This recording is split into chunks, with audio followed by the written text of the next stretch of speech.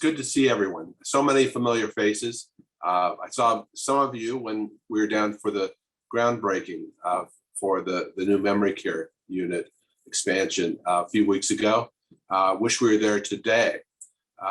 Today, we've got a serious subject to talk about, which is the rate increase for next fiscal year that starts on April 1.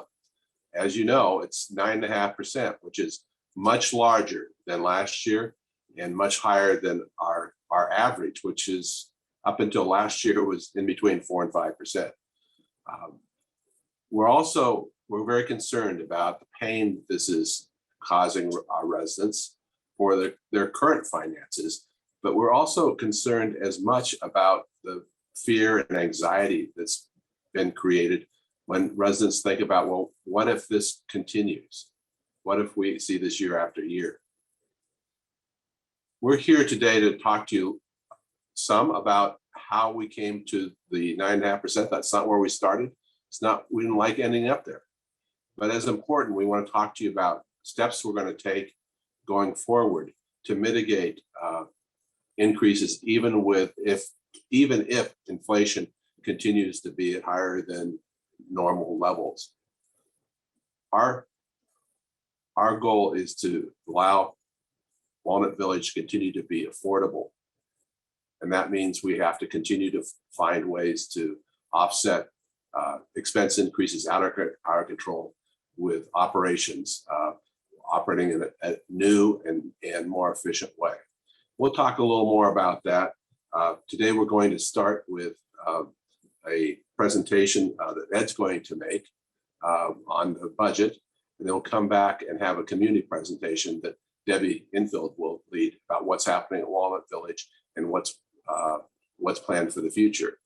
Before I turn this over to Ed, I'd like to also recognize Bernie Hawkman, who I had the pleasure of having lunch with a couple of weeks ago, and he's your resident representative. Bernie's been involved in budget discussions this year, and he's also worked with all the other resident reps throughout Front Porch. So thank you, Bernie, for your efforts. Let's get started. Go ahead, Ed, with your video, please. The budget slides that you will see today are divided into two separate areas. The first one being retirement communities, and then the consolidated view, which includes all of the entities within the Front Porch organization. The first slide is the operating gain loss before other operating charges, strictly for the retirement communities, also known as the bottom line. A little definition of what this is: operating gain, which includes the community expenses, any overhead, depreciation, and debt service. The first column there is our budget for fiscal year 2023, which shows a loss of $1.8 million. The next column is our current results through November year to date, which shows a loss of $5.5 million. The third column is where we're forecasting to end this fiscal year, which ends March 31st, 2023, a loss of $5.9 million projection. The last column is our budget for next fiscal year, 2024, showing a positive operating gain before other operating charges of just above $2 million. This was used to establish the rate increase and represents a 1.4% operating margin. Page 2 is the detail for the prior slide, breaking out operating revenue, operating expenses, operating gain, or the bottom line, all the way to the bottom in increase in unrestricted net assets.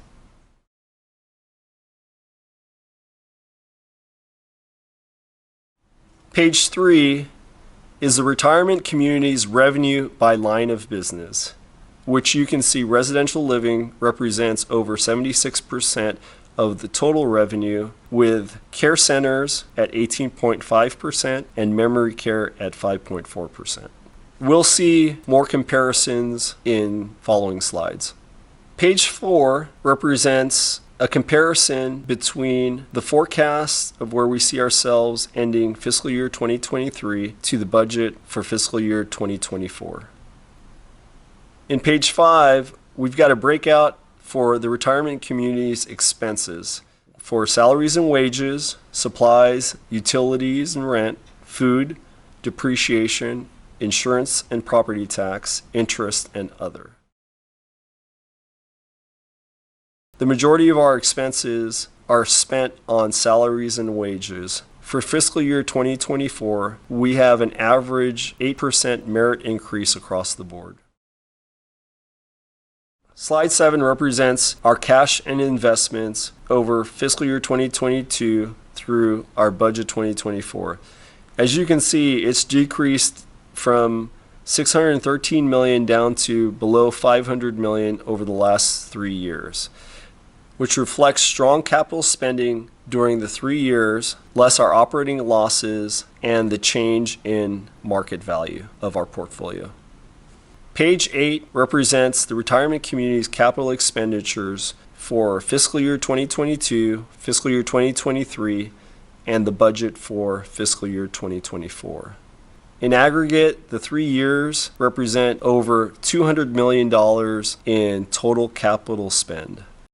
The next 3 slides that you see in the packet reflect the occupancy percentages for residential living, memory care, and care center. Slide 9, you can see the increase occupancy to 90.6 for fiscal year 2024 budget. Slide 10 for memory care occupancy also shows a modest increase in memory care occupancy at 93.5%. Slide 11 shows the continued care center occupancy decline, where fiscal year 2022 was at 71.2% and dropping down to 60.2% for the 2024 budget. In prior years, the volumes for the care center ranged anywhere from 80 to 89%. The next set of slides here is the consolidated financial information for Front Porch. It includes other entities within Front Porch such as affordable housing, foundation, and the gallery. Slide 13 is the consolidated budget overview for operating gain loss before other operating charges, also known as the bottom line. You'll see the aggregation of all the entities within Front Porch for fiscal year 2023 budget, November year to date, the fiscal year 2023 forecast, and the fiscal year 2024 budget just above $4.8 million. Slide 14 is the detail of the prior slide, breaking out the same operating revenue all the way to the bottom, showing the increase in unrestricted net assets. Slide 15 is the consolidated revenue by line of business that adds the residential living, memory care, care center, affordable housing, and other. Slide 16 takes the revenue by those lines of business compared against the FY 2023 forecast to the fiscal year 2024 budget and the percentage change between the two. And slide 17 is a consolidated expense breakdown between the same categories that were presented in the prior slides. Now you can see there's some similarities here in that salaries, wages, and benefits constitutes a majority of our total expenses. Slide 18 is a detailed breakout of the prior slide between fiscal year 2023 forecast and fiscal year 2024 budget, with their corresponding dollar change and percentage change between the two of them. The last slide in the presentation is the consolidated capital expenditures, where you see fiscal year 2022 actual was just under $75 million, going up to just under $89 million for fiscal year 2023 budget, to well over $109 million for fiscal year 2024. I hope you found this informative, and we look forward to your questions. Thanks, Ed. Let's go over to Debbie now for an update on what's happening at Walnut Village. Okay, thank you. So thank you everyone for joining, and thank you for those of you who came to our two town halls to discuss the annual rate increase. It was great getting that robust conversation, and I think you all felt heard. And so here we go. Let's talk about a little bit more about what went into the budget process. So the budget process this year focused on the following. We wanted to maintain quality and services, ensure budget levels will cover estimated rising costs. We talked a lot about inflation. Ensure employee retention. We know we've got some great employees and we want to make sure that we retain them. So we do have approval for an up to 8% annual increase where appropriate, and improve efficiencies and reduce costs. Residents were asked in August to provide feedback on priorities related to capital improvements and cost savings ideas. I provided information about the needs of the community via our monthly town halls, resident council meetings, and the weekly communication memo. I then met with our department heads to discuss labor and operating expense needs and expectations for the coming fiscal year. And finally, I submitted the capital and operating budget request to the home office for further discussion and analysis, and ultimately budget approval by the board. When we asked you what your priorities were for capital improvements, you let us know that painting the building was important. We agree. Internet speed upgrade, bocce ball, shuffleboard, some kind of competition court, install more automatic door openers in common areas, an in-house messaging system, a movie theater, solar panels to reduce electricity costs, and more EV charging stations.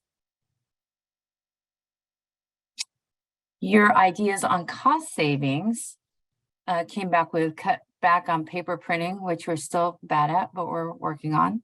Instructing residents to turn off or raise AC when not in the apartment.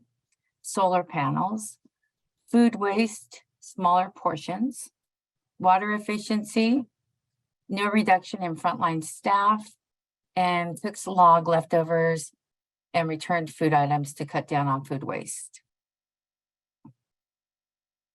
Some of our operational highlights, we're now at 91.7% occupied.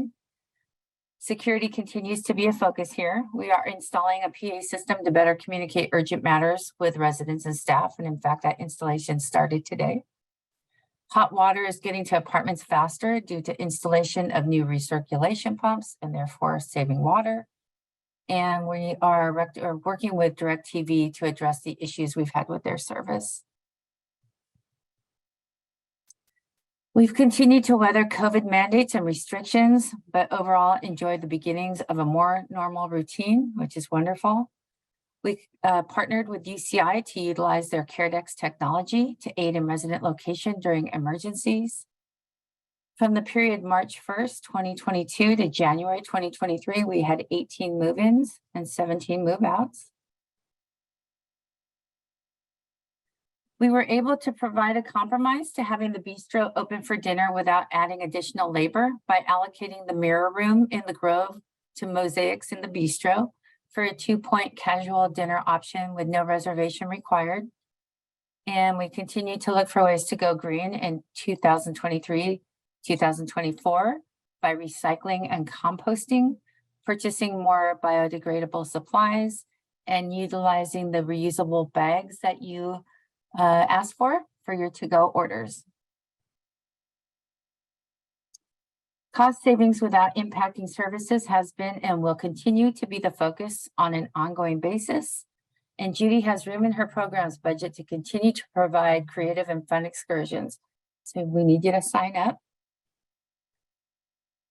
To that end, Life Enrichment continues with outings to casinos, shopping outings, lots of entertainment brought in this last year, 2 casino nights, lunch outings, museum outings, performances by our wonderful committees, the birthday show, chorale and chimers, art classes and clays, staff and resident appreciation lunch monthly, and daily happy hour continues, and we've added a weekly special happy hour for your enjoyment.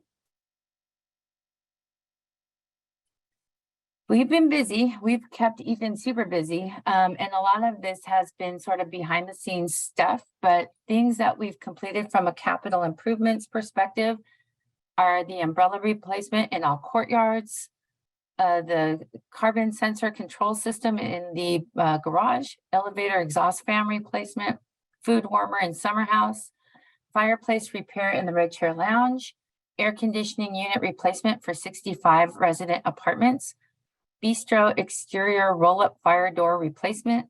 We purchased backup power supplies in case of an emergency. We replaced the dining room carpet.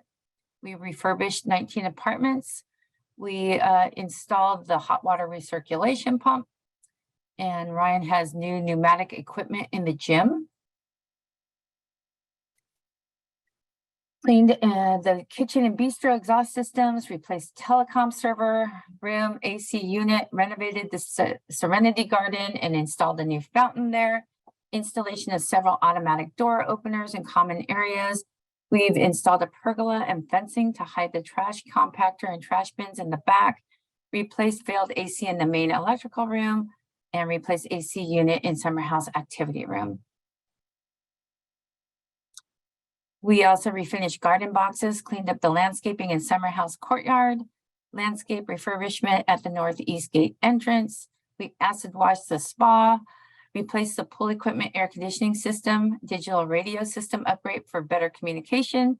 Common area furniture was refreshed and installation of glass covers for the outside bistro tables.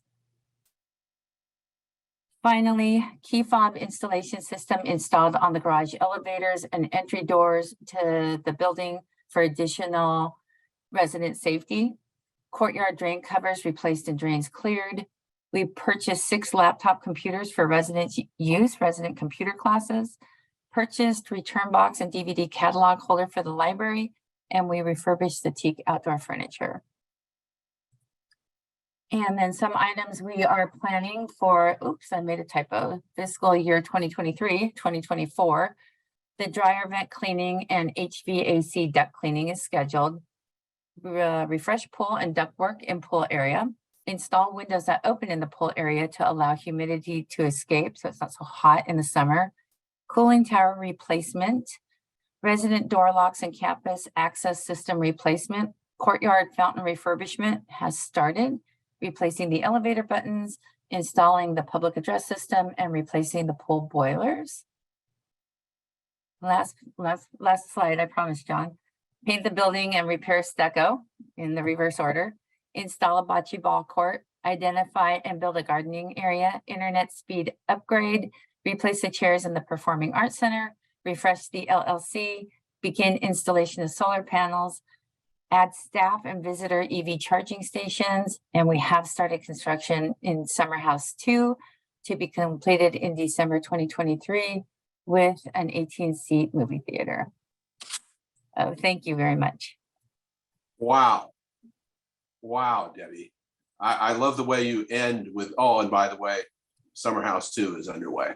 That was that little project we've got going over there. Yes, years in the making. I Yes. still feel Yeah. that I showed tremendous restraint when one of the politicians attending groundbreaking said, was there anything that the city could have done better to improve the experience of working with us?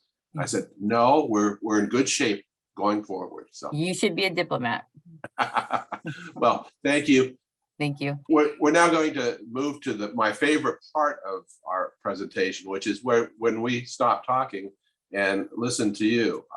This is a question and answer period. We'll do our best to answer any of the questions you might have, including the ones that have been submitted in writing. I want to encourage this to be a very informal and casual discussion. Everyone's welcome to comment whether or not you submitted things in advance. We have our good representation of the senior management team here. So you're not just relying on me. We have some real experts on hand. So Jen's going to direct traffic because we do have quite a few questions already. And there'll be more, I suspect, when I see hands raised or she sees chat in the, or the hands raised in the chat room. Jen, are you ready to lead us on?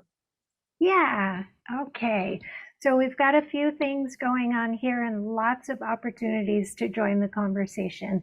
As John mentioned, there were some questions that were submitted in advance, but that does not preclude you from joining the conversation yourself today. We have a group of residents in the LLC that we can see, and with the help of our trustee team there, I know that Joel is there, and I thought I saw Ernest in there too.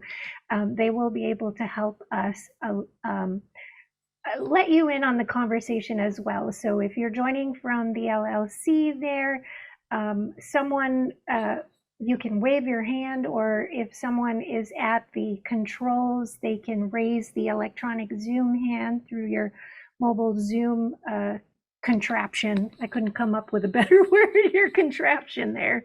You can raise your hand there. And then those of you that are joining us from your homes, you're welcome to raise your Zoom hand in the Zoom app there. You can also wave into the camera, and the motion will trigger my peripheral vision. Hopefully, if I don't happen to see it, someone else here from the team will see it. If you are joining us from home, you also have the added bonus of being able to use the chat feature. So you can also put your questions into the chat and I will read them on your behalf. But of course, if you would like to unmute your microphone and join the conversation, you're also most welcome to do that. So lots of opportunities here to join the conversation. And I will start us off by going to the list that we have received in advance. A lot of times this creates some organic conversation. So let's start with that. And thank you to the residents who put their thoughts down for us. This first question came from Judy Phillips, and I see that Judy is in her home right now. So Judy, if you want to, hi Judy, if you want to clarify some things for us, lots of times we may not interpret things appropriately, but we welcome your clarification. So I'm going to start with your question here. I tell my friends here that I want Front Porch to remain fiscally sound, so I will be able to live out my life here. If that means raising the rate, then it means Front Porch is protecting me.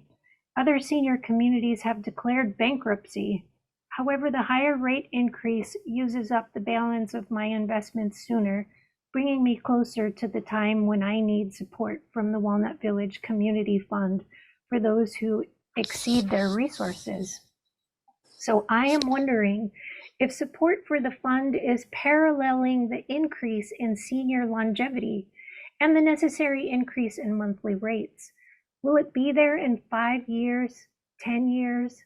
I wonder if the demand for assistance from the fund can currently be met and whether support for the fund is increasing or decreasing. Well, thank you, Judy. And that's an excellent summary and a great way to start. We understand that the current rate increase is a hardship for all residents. But the bigger concern is what you've outlined, which is what will it be next year, the year after? And how will this affect my resources, which in this year, which another resident referred to as a double whammy. You raise the rates and my investments are worth less because the market's deteriorating. So we're very conscious of these implications. We are working hard. We worked hard on this budget to keep the rate from going even higher, but we've recommitted to working harder next year and the year after and thereafter to find ways to create efficiencies that we can moderate inflation, which we can't control directly, but we can. If we find efficiencies, we're going to be able to reduce or moderate the effect of inflation on your rate increases.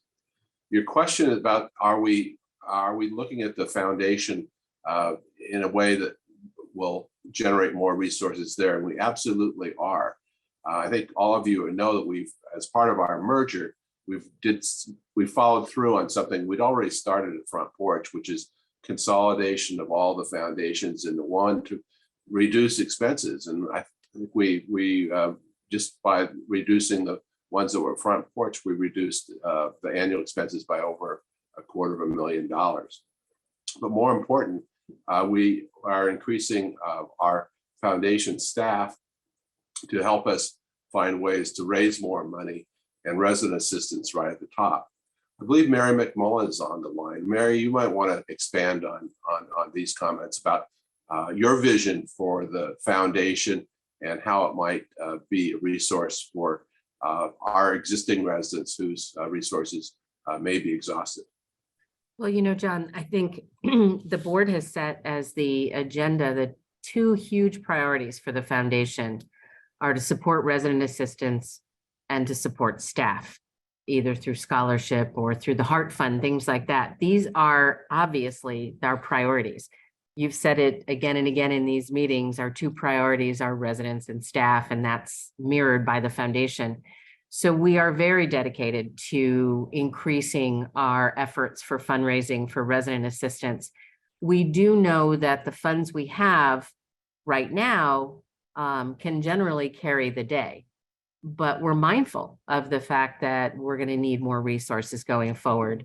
But you know, all of you have been so generous in supporting your neighbors and friends. You want people to stay in community with you.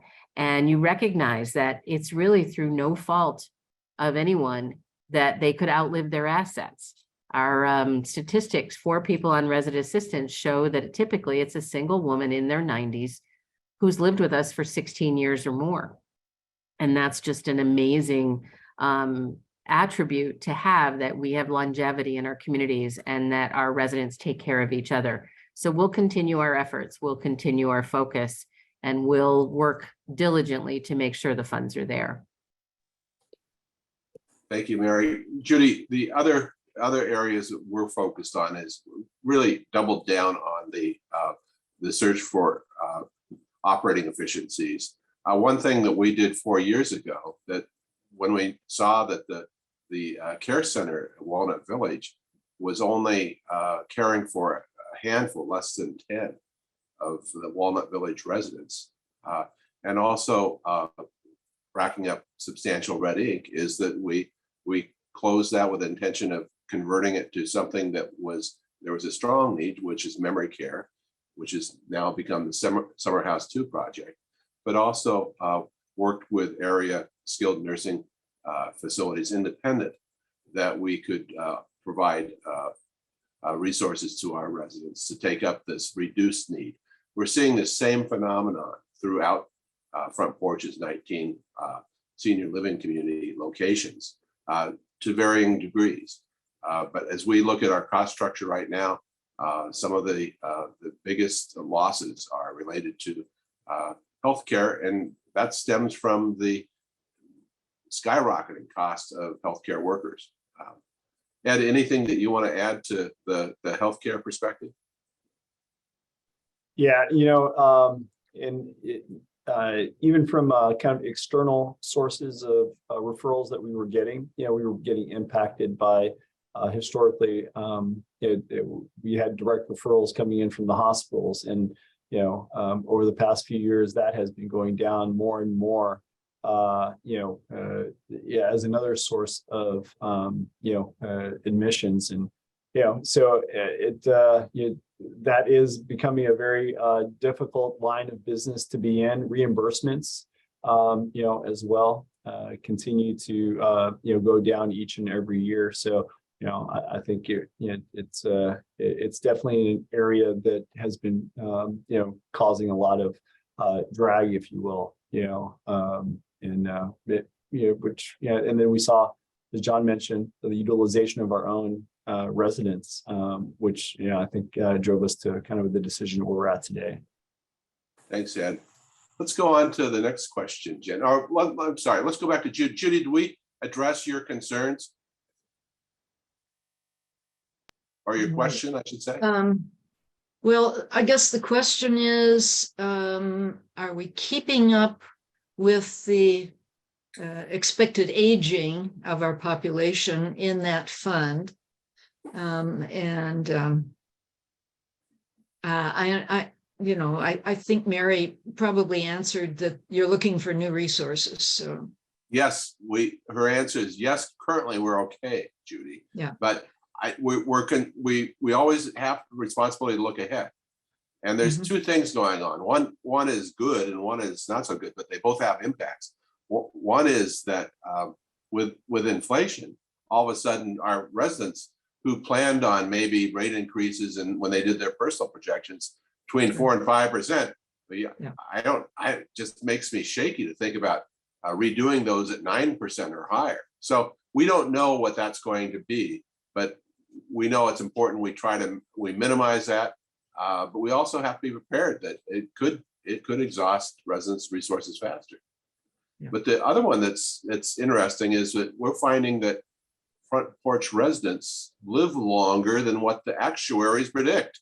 Of course.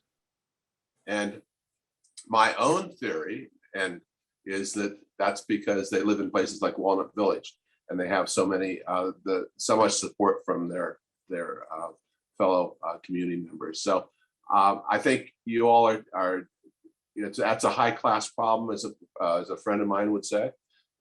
We will take that on, Judy, and I expect you to break all longevity records, and I hope everyone else Absolutely. does. It's All right. well documented that folks who live in this kind of housing live longer. So it's not just us. Yeah. Well, I think some of you remember that I used my mother as an example because she lived in a senior living community, and each year I'd have to redo her personal projections based on what she thought the assumptions should be. And I'd do that, and we'd have breakfast together, and I'd come back and report. And she said, "Well, can I stay here another year?" I said, "Yes, you're good for another year." She says, "Well, do you see any problems?" I said, "Well, yes, I do." And she said, "What's that? When will I run out of resources?" I said, "Well, my projection's when you're 140, so you should start planning." High class problem again. Okay. Let's move on, Judy. Thank you very much for that. That's a great way to start. We have Patty who, Patty, you're unmuted. Go ahead. Hi, Patty. Hi.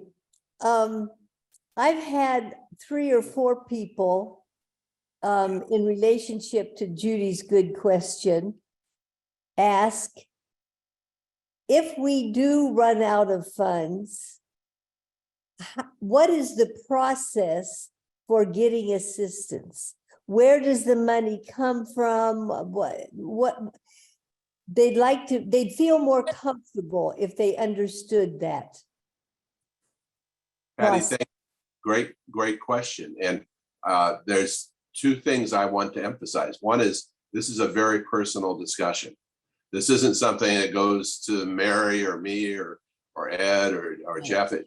This is something that if someone even begins to feel uncomfortable, just as I would sat down with my mom and would go through it with her, go through with your financial advisor first or whoever that is, but then talk with Debbie. Debbie has the process, and Mary's working on some guidelines and updates and so forth to help her. But Debbie will be the key point person. Debbie, anything you want to say about that? No, other than in my experience so far, and I haven't had much, but it's been incredibly easy. It's just a matter of having a conversation and getting a little bit of financial documents, sending that up to the good folks at Front Porch, and it comes out of the charitable care fund, or our charitable care fund, soon to be renamed the Circle of Friends. But it's a wonderful option that we have here. Mary, anything you want to add to the process? Oh, go ahead, Patty, go ahead. Is that the Walnut Village Charitable Fund, or is that for the whole agency? It's ours. Okay, Only yours, Patty. okay. Mary, what did we miss? Well, just that we've been working on a unified policy for all communities in the sense of the process. But John is absolutely right that it is very individual. So we'll have that paperwork available shortly. But in the meantime, it doesn't preclude any conversations. That Debbie is really the key to this. I think it might be helpful if something were put out, not exactly what the process is, but to answer these questions, because some people were saying, oh, how do I know I know they're gonna help me? They were really anxious. Okay, I think if they said, I don't have anything that tells me how this is gonna work. right. We'll have that shortly, Patty. We'll definitely make sure it's available. A great suggestion. Patty, thank you for listening. And thank you for sharing these comments as always. You make us better. Oh, but Judy's got her arm up again, Jen. Yeah, I think she has a follow. I just need to tell you that we have a chorale rehearsal at 3 o'clock and I'm going to have to leave and maybe a few others will. We're recording this, so, but Okay. if you still have questions, Judy, you got to promise to email or call me and call Jen and we'll cover them. Okay, thanks. Good. Jen, I guess maybe we should pick up the pace. Yeah, I'm going to jump to the chat where Bob Kirschfield has submitted a couple of comments. Hi, Bob Bob. said, in the consolidated budget detail, please explain what the release of board designated funds represents. It reduces the net income by nearly 50%. Right. And Bob, the key here is that release is not factored into the rate increase. And then rate increase is based on the amount above that. But Ed, do you want to talk a little about what those funds are and what they're used for? Yeah, no, yeah. So Bob, those are very specific, as the title says. For those folks, it's on page 2 of the presentation, and on the far right, you see release of board designated funds, and it's a $2 million amount that was designated for that. And so that was specific funds that were set aside, by the board for community services. Various programs that are provided, and I think Mary, you have some of the specific programs that's associated with. For the board designated funds? Yeah. So that would be services. Sure, that would be community services. That would be the home match program, Well Connected Espanol, Social Call, Creative Spark, and Market Day primarily. And all of those are programs that are available at no cost, both to residents and outside of our network. So Well Connected, for example, is a national program. Market Day typically supports people who live in what was considered food deserts or areas where there's no fresh produce available.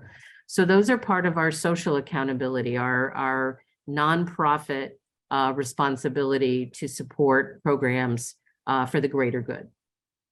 And Bob, sorry, John. Yeah, as John mentioned, that the line item, any line item below operating gain or loss before other charges, anything below that was not included in the calculation of the rate increase.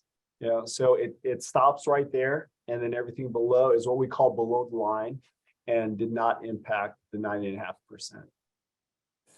So my last word on this, and Bob, I do get the last word, is that I think community benefit, this is pure community benefits, wonderful programs, but it's also financially responsible.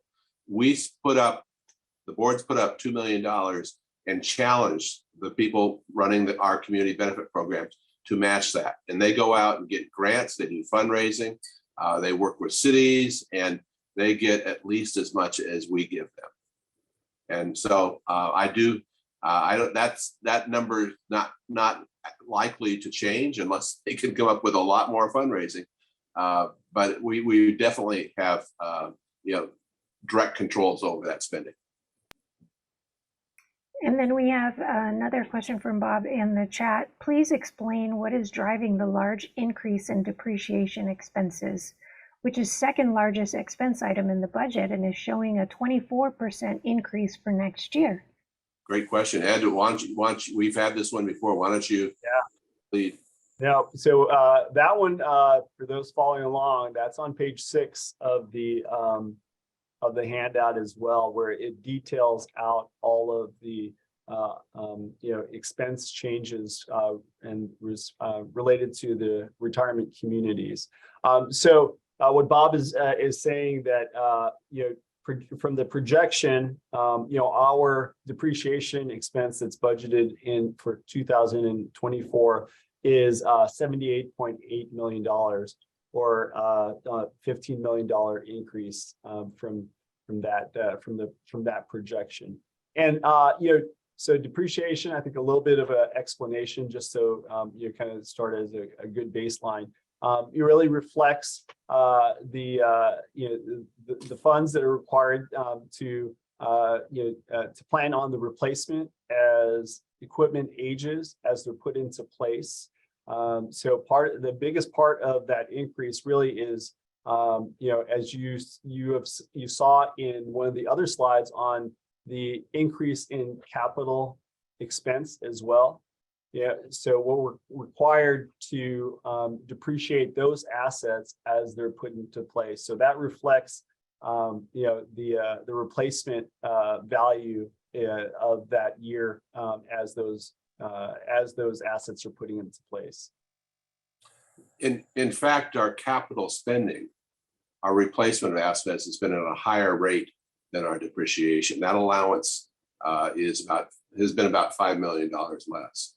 And the reasons for this spending is we had some slowdown in capital spending because of COVID restrictions. We just couldn't get people to do the work, supply chain, or it was just not feasible to get in. But we're also spending now with some of our communities that have occupancy challenges to create improvements that we think will improve occupancy and generate more relief from the expense side. So that's our strategy, Bob. It's probably going to go on for another year or so, but generally you'd hope that depreciation number would be pretty close to your capital spending in a stable environment, which we look forward to.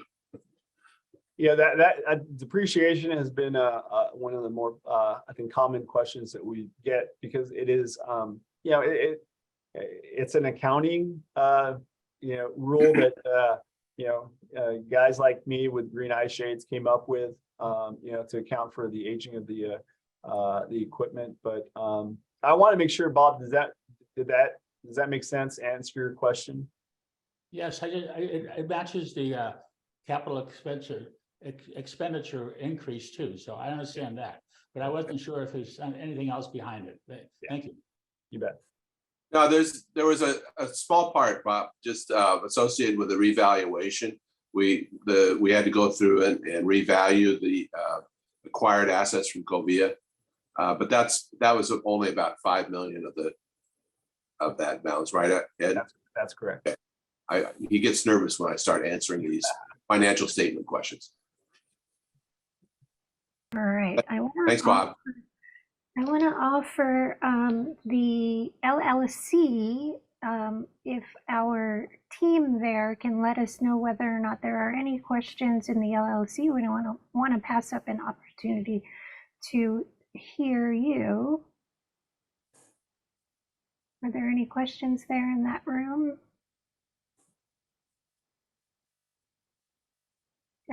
You'll need to unmute the microphone if there are any questions, but I don't see anyone waving into the camera. So you can always interrupt us later. Okay. Yeah. And someone has a question in the room. Yeah, I do see that. They need to unmute. Can you hear me? Yes. Oh, you can. Good. This is a question when we wrote this, but we were first advised of the.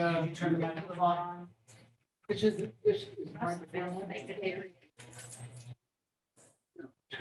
Okay. Can you hear me? Yes. Okay. If in the next coming year, the inflation starts to subside, will you have enough extra to be able to either maybe reimburse, that may be too aggressive, or at least credit us to some extent, since it's still a nonprofit organization. Is there room for that dream? Yes, the rate increase will certainly be lower because of the drop in inflation or other costs. It will be based on what we need in order to at least break even as we did this year. So I'm actually very hopeful. I think that I think there's a lot of commitment at the policy level to get this down to the 2 or 3% level again. What I don't know, and I read every day in the paper, when that's going to happen. Some people thought it was going to happen in this calendar year. I don't think we can count on that. So my guess is that we'll be certainly below the 9.5 next year, but I don't think we'll be back to the 4 and 5%. But I hope I'm wrong. Ed, do you want to have a fearless projection on that? I don't, John, and I hope you're wrong as well. I think definitely this is not where we wanted to end up, and it's definitely not where we started. And we went through multiple iterations of the budget before we got to this very last decision point on what that rate increase would be. Literally, a week before we presented it to the board, and this was the last piece of the budget that we had to really wrestle with over over 5 months of building the budget. So and I think maybe is part of the question also related to if during the mid-year, if we do any mid-year adjustments based off of lower potentially lower interest rates, if that's part of the question as well. And the answer is we don't do mid-year adjustments whether it goes up or down. This is what we've got built into the budget for next fiscal year. Thank you. Thank you. Good question. I think we're going to Patty's questions again, Janet. Unless you see questions out in the chat room or in the main room. Okay, we're going to go back to the list of the list of questions that was submitted in advance. We are on question 2. Question 2, are we Front Porch residents paying for Covia's baggage?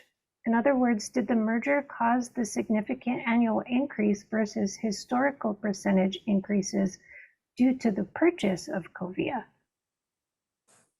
Well, no, that answer is absolutely not. I think that when we look at the contribution of the former Covia communities and the Front Porch communities, it's very similar in the way for instance, we're spending our capital expenditures. It's really spread surprisingly even throughout the organization, even though we always go to the places where we think we have the most need. So I think that currently I can say that no, and I would say longer term, I think that this combination is going to pay off well for everyone. Our scale is going to give us buying power. We have a lot of advantage with our new business systems that will be affect all of our operations, not just part. And I think most important, we have a very unified and streamlined management structure that has great ideas, and certainly I think you have good things to look forward to. Jeff, have you any thoughts about whether we are paying for Covia's baggage? No, we are not paying for any Covia baggage. Former Covia organization and the portfolio and the communities that were acquired through the merger are incredible communities, amazing assets that certainly add a lot of value to the portfolio. They add additional bottom line revenue. And they also allow us to, as John said, share costs and allocate our overhead over a larger base. So it was a positive merger, and it's one that I think will benefit all of our residents going forward. So the answer to your question again, no baggage.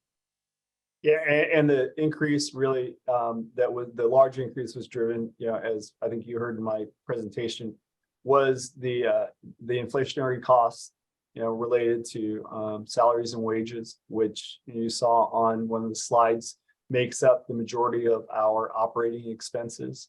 So that really drives and drove, where that large rate increase fell into place. And then also, the difficulty in replacing and finding staffing also contributed to the cost as well. Thank you. Good question. And I think I did hear that a couple of times when we visited the Covia communities too, about whether they were paying for front porches baggage, but we dispense with that one as quickly. Jen, do you have another question for us? From the list, we have a series of questions from Patty, and she has one question for each of you. And we can start with her question to you first, John, and that is, what steps need to be examined and reconciled, if necessary, for Front Porch to lead our merger successfully forward? Well, Patty, let me assure you that we've been going at full speed here now for over 2 years with this merger, and we've achieved a lot of advantages, but and we position ourselves now. We've consolidated services. We've refinanced debt. We're looking at new ways of operating together that I think have a lot more potential. We believe we're just the starting line. And the nice thing about our management team is that we all have our responsibilities and we keep moving forward. You're going to have a new leader here in a few weeks, and he will be inheriting a very strong management team with a lot of responsibilities that will continue. And I know I was speaking with him, he's very excited about providing the leadership to lead our merger forward. So I think the next one's for you. Yeah, it looks like it, John. Jen, you want me to read it? I can. We had somebody raise their hand in the middle here. So Don, I know you're unmuted. Go ahead, Don. In Mr. Woodward's February 16th spotlight note, he mentioned a number of surveys that are called Engage or in that category. And I've lived here only for 5 years, but I don't recall ever seeing the results of a survey, or I wonder what's going on in other units of the organization. And I think that we should be aware of what others are saying and how they relate to what we do. And what we do, and we don't know when we will be surveyed, because it says they only do 3 to 5 a year, and we don't know in what decade we will come. Now you got to remember, ma'am, that a lot of us are pretty near the end of a decade. Don, we're counting on you to be available. These surveys, as you just refer, are really exciting because they help us do what our main goal is. Listen to you, listen to your ideas, listen to things that you point out that aren't quite right, that we can do better. And we only get better. We only know what our strategy should be when we talk to residents. So Mary, we've got a couple of tools available. Don, my recollection is we worked with Walnut Village early on, but that might have been sort of the beginning of your tenure. So Mary, yeah. What do you know? So yes, we have had Engage at Walnut Village, and I believe Sally Plank, who runs that program and has such a passion for it and really leads us all in understanding how it contributes to improvement, is in the process of scheduling Engage visits. We were on hold during the pandemic because they are live and in person, and we could not bring the group of professionals together.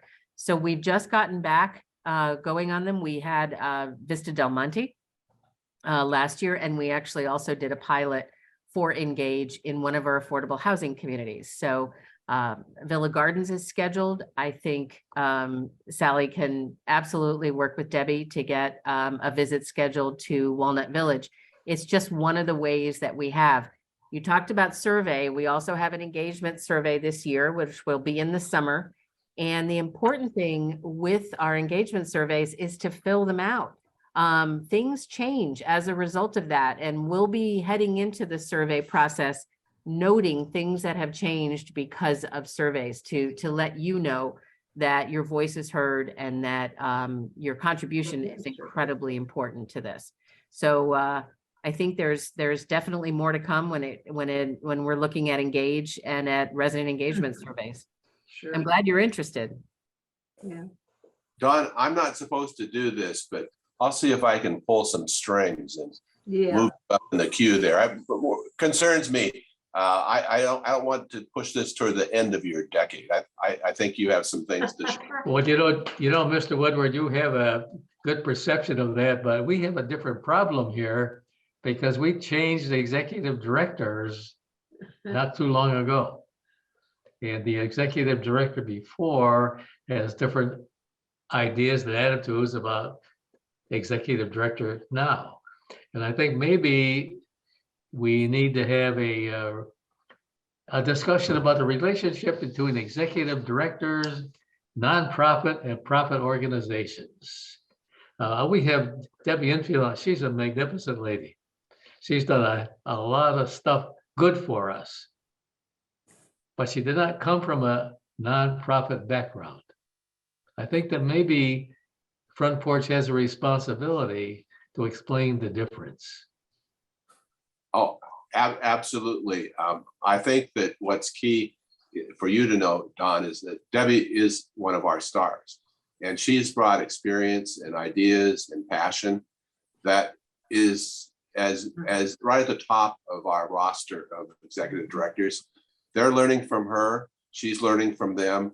That's the value, real value of an organization of our size, is we collaborate with each other. But the main thing we need to do is provide avenues for residents to talk to us.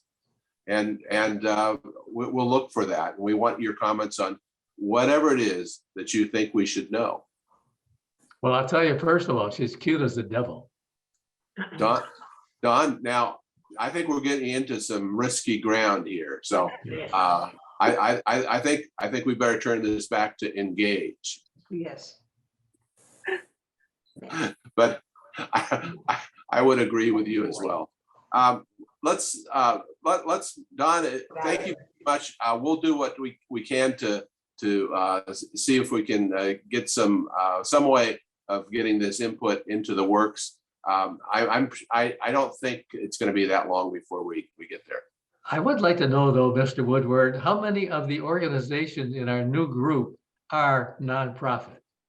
Yeah, we are all nonprofit. We have no for-profit entities. Okay. Thank you. So whenever you see anything what Ed refers to as bottom line, all that's just money that we're waiting to recirculate. Doesn't go outside. Good news. It is. And I think you've also got one of the most tenured and open-minded management teams available to you. That's not just executive directors, but the corporate management as well. And we're very open to ideas from all sources. And I think you'll see that with Sean Kelly coming in next month. He's got some very interesting background. I think he's going to be a great addition to the experiences on our team. Well, thank you for effort in this election. Well, I had nothing to do with it. I guarantee you. You must have had some input. I did know him, and I've got to know him a lot better since this election. So I can give you that reassurance. Thank you. So Ed, what are steps Walnut Village residents and staff can initiate and follow to keep our expenses down, to have a more moderate increase in yearly fees going forward? What a fantastic question. Yeah, no, John, I think, what you said applies to this as well. The best ideas come from the communities, and come from the help of you all, as well. So what we can do is exactly what John said is, that communication that we get, and share with each other, and that you share with Debbie, on all sorts of different ideas on cost savings. There are a lot of eyes out there, and there, more eyes than us here on the management side. So it helps us to understand where you see, potential savings. That we can try and do something about it. And then also, as John mentioned, the beauty about us being who we are and our larger organization is that ability to share those findings, not just within the individual community, but across all of the other retirement communities as well. So I think Debbie, part of her presentation was that input into the budget. We're going to kind of do a survey, if you will, on what went well on this last budget. What can we do better? And certainly, looking forward to some of the input from the residents, and how can we do a better job at including you into the process, and have that communication all throughout the budget process, not just here at the state of the organization meetings, but really at multiple times to check in. Thank you, Ed. I'd like to turn this conversation a half turn to the right, which is, we talk about expenses, and then everyone's concerned about how do we make sure that services aren't deteriorating because we're reducing expenses in areas. But the other thing that is just as important, if not more important, for the stability of our financials is increased occupancy. All communities really declined in occupancy during the pandemic, and all communities are climbing up. Most of them at a fairly slow pace. And that's characteristic of what's happening in senior living generally. But the key to occupancy, I believe, is it's in part what people see when they walk into Walnut Village and they see the beautiful courtyards and the fountains. But what really makes the decision, or cements the decision, is when they meet the people. And that's where I think residents really could help out with helping us improve occupancy. Mary, again, this is sales and marketing is in your bailiwick. Correct me if I'm getting off base. Nope. And, the sales team has done a remarkable job of coming back from a lot of vacancies and really working hard to bring new residents in. We're constantly looking at ways to be more efficient and use the digital techniques along with events. Now that we are reopening to people, having people on site at your community to meet you and to really get a hands-on feel is crucial. So we are excited that we can get back to doing events, and we don't have to have people driving through just to see, in the days of COVID, there were those drive-through visits. Well, now we can actually talk to our prospective residents. So we are as efficient as we can possibly be with gathering leads. We have a great team in Glendale and in Walnut Creek that looks at digital techniques and the best ways to recruit people, whether it's direct mail or, as I said, the invites to events. So we're working for you to constantly be recruiting new people in. And then I know that Debbie and her team are working constantly to keep you happy so that you stay. And together we can do this. Thanks, Mary. Jenna, I see Michelle's virtual hand up. Michelle, did you have a follow-up comment, or, you're on mute, so you have to unmute though. And I wish I could tell you how to do that, but I'm Okay, gonna. thank you. I'm all set now. Thank you. I'm just wondering, I thought that there was some change in the way things were operating once you merged with Covia. And I also noticed that you're really now a real foundation and not just, well, even though you were before, it seemed to me we were like Walnut Village was associated with Lutheran Foundation. And we didn't, it was for us, it made us sort of foundation like. But now you have a .org at the end of your webpage, and so we can get ours up that way too, I believe. But what is the transition there? How would you characterize that transition? Well, I was gonna check our webpage, but You don't think you have that? Walnutvillage.org. Yes. okay, walnutvillage.org. Your page, front It porch used is .net. Okay, well, we used to be walnutvillage.net too. I guess I hadn't thought of it recently, so that was a change for us. So, and we also no longer have anything to do with Lutheran Foundation that I know of. Or Well, we have. actually you do. And that's probably worth pausing, because we started by talking about the foundation. And we used to have the Pacific Homes Foundation and the Foundation to Assist California Teachers Foundation, and California Lutheran Homes Foundation was part of this too. And then we had the Sunnyview Community Foundation as well. The California Lutheran Homes Foundation actually had substantial assets that were beyond their commitment to the communities that they originally they sponsored, and that was Carlsbad by the Sea and Walnut Village.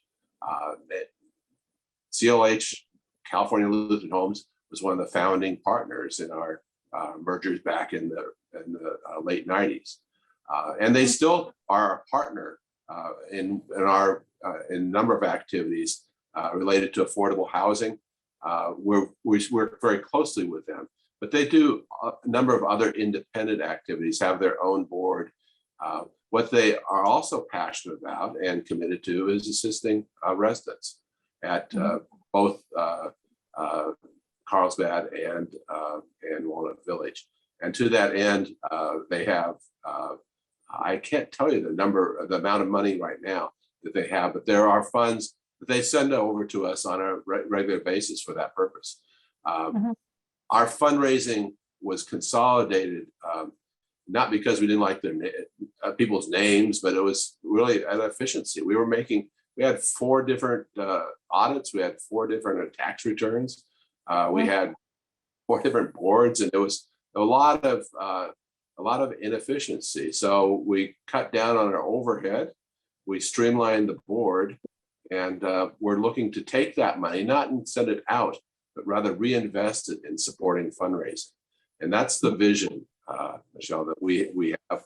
But trust me, I was just communicating earlier today with Nancy Ackerman, who's the CEO at the California Lutheran Homes Foundation, and we have a very cordial relationship. Thank you. Jen, where do we go from here? Oh, Jeff didn't get his question. He didn't. We can certainly serve up his question now for Jeff. This is from Patty. What new ideas are being considered for the betterment of Front Porch and residents of the Front Porch facilities? Well, thank you, Patty. I don't know if Patty's still on.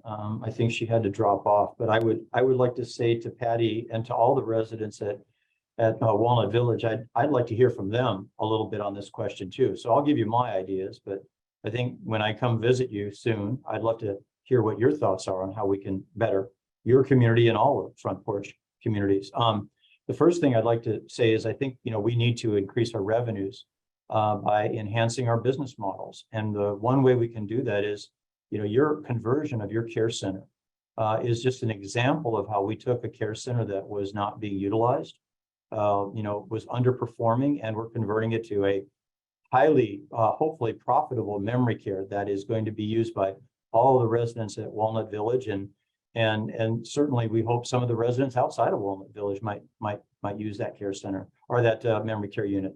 The other one is we're building a brand new care center or brand new memory care unit at Carlsbad by the Sea. This is going to be an 18 unit memory care with the independent living, and that will certainly enhance revenue as well.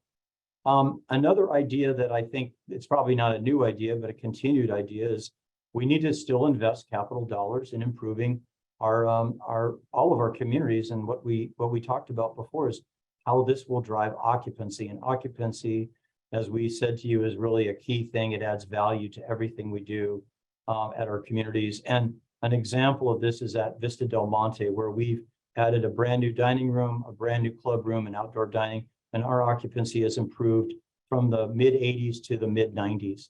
And so these kinds of things that we do with capital dollars is sure going to show us a lot of improvement down the road. And we need to look at our future needs of our seniors, what they want, lower cost, more options, different kinds of services or fewer services.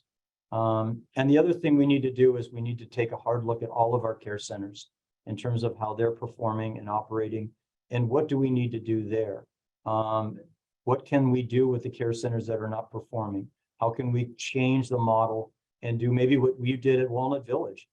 Maybe convert those care centers into something that is more usable to our residents. But I think I'd like to hear your ideas as well. We have a lot of other options on the board, but those are just some thoughts that I have right now, what we can do to make things better for everyone. Okay, thank you. I want to give another opportunity to the LLC there. We haven't heard from the LLC, so if you've got a question, please wave and let us know that you've got a question over there. We have one last question from the list of questions that was received in advance, because we've already talked about depreciation earlier.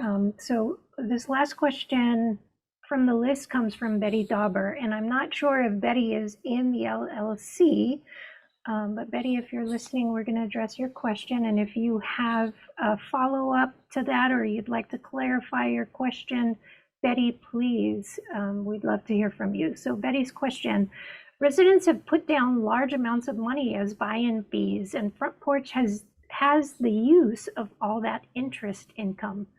Where is that interest money being utilized at the present time? Does it not contribute toward the increase in the cost of living? If not, why not? As the current monthly raises total 15% in the past 2 years are not sustainable. Well, I can start. The direct answer to your question about where entrance fees go is that they go into a reserve, and they're not spent until our obligation to the resident has been satisfied. They go into the same reserve, though, that any other excess funds go into, and then they're recycled. But Ed, do you want to talk a little about how we reserve for entrance fee obligations? Yeah, no, so that's it. That's exactly right. Those entrance fees, do not automatically go into our income statement. It does sit over as as a restricted liability that we hold, and the only amounts that we're allowed to recognize into income that play a part in that on page 6 that you see there is determined by actuarials, not by me. For each and every individual resident, that they then determine based on multiple, their age, health factors, the area, a ton of stuff that actuarials that only they know. And then that amount we're allowed to take into income, and then that's it. The rest sit, over on our balance sheet, and then we do this. We actually do this on a monthly basis for each and every resident. So, Ed, that's great, but I'm reminded that we have many types of contracts, including many types of entrance fee contracts. And each one is analyzed separately. Mary, you want to just give a sort of a high level summary of the types of contracts we have? Sure, we have what's considered a classic continuing care agreement where the refund that's available to the resident gets amortized over a set number of months, 67 months. And then the monthly fee in essence stays the same after that until you need more care. If you were to access memory care, for example, the monthly fee would go up. We also have repayable contracts where you pay in a larger entrance fee, but you're guaranteed a high percentage refund, 75% or 90%. It depends on the agreement. And so the actual residual to front porch is much less, even though, to your point, we've had the benefit of earning some interest over the lifetime, but it is a guaranteed return on the original payment made. It's interesting, we actually have many more people take the amortized version than the repayable version because it's more cost effective, and they understand that the refund does go away over time, but it allows them to put less up front. So it's an interesting both math exercise and also personal goal exercise. What's most important to you as you're accessing our communities? And so the contracts do vary because of that. Thanks, Mary. Good explanation. Jen, where do we go from here? Someone pointed out to me that Betty is actually on the call, and I wanted to invite her to the conversation if she would like. Hopefully we have answered her question. Betty, you're more than welcome to unmute your microphone if you would like to join the conversation. I'd like to extend an invitation to the LLC again, and then anyone who's joining us from their homes to join the conversation if they would like. Yes, Don, go ahead and unmute your microphone. There you are. Well, thank you. Walnut Village has offered some upgrades to apartment livers or people who want to move in here. And those of us who are in here and who have had those improvements and paid for them ourselves, or who wish we could have paid for them ourselves, are kind of reluctant to accept the fact that the newcomers are getting a heck of a lot more than we have as permanent residents. How do you feel about that? Well, it depends where you're sitting. I see, Don, that, yeah, you think the newcomers are getting a great deal, but the newcomers are also going to be helping us a lot with that improved occupancy. Debbie, what's your perspective on this? It is hard because we're making improvements that our existing residents won't necessarily directly enjoy, but we can't attract the new residents without them. That's exactly it. Yeah. So we have a lot more competition. Just in the 18 years I've been in this industry, competition in this area is probably quadrupled. We have to stay competitive, and basically what we're doing is just putting a new carpet, repainting, new appliances.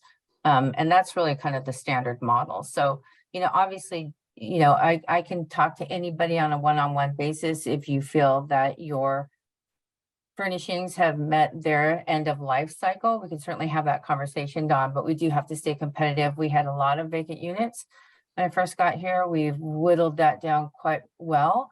And we can't lease apartments that have old furniture, old rugs. So we do have to stay competitive to be able to remain in the market.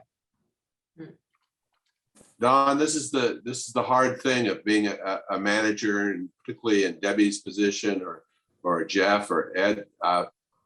It's a balance. We have a dual responsibility. First, to the residents that we have in the communities now, but we also have a longer term obligation to always be prepared for future residents.